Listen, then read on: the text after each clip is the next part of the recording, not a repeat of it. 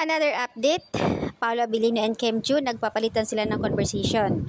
Dito ang nakakatuwa and sobrang proud ang Vayo sa kanila dahil less than 24 hours, 14 hours pa lang ay naka-reach na nga sila ng views, 2 million. Grabe. Ayon kay Kim, 2 million views in less than 24 hours. Boss at Paolo Abilino, paano ba yan? I think ikaw naman ang sumayaw sa next TikTok. Ako naman ang mag-chips. Deal? At hashtag WWSK sa March na nga 24. Aba, sagot naman ni Paolo, sinagot ang post ni Kim na talaga namang china-challenge dito sa TikTok. Kung walang pirata na lumabas ng WWSK paglabas sa at VioPH, kung meron kahit isa, pass na ako. Ang hirap talaga kausap ito si Paolo na. At syempre, happy ang lahat dahil naka 2 million views na in counting 14 hours. Ang saya ng mga Kim Pao fans. Baka naman, magiging 5M yan.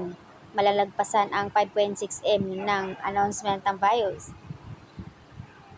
So sa View PH, sobrang thankful sila sa Kim Pao. Ayan, payag na daw si Paolo Abilino na mag-TikTok. Grabe ang challenge. At Paolo, hinahamon ka nga ni Kim, ikaw naman daw ang next. Talaga naman hindi mo mapapasayaw itong si Paolo. Ang tahimik, napakasimple lang talaga. Kailangan aalugin, kailangan gagalawin pa ni Kim or something para lang gumalaw. Nako. Hinahamon ka, Vice Chairman. Isayaw mo na kasi si Kim. Deal na yan.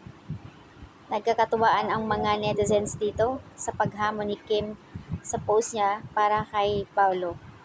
Ang kulit, diba? So, ayan ang update, guys.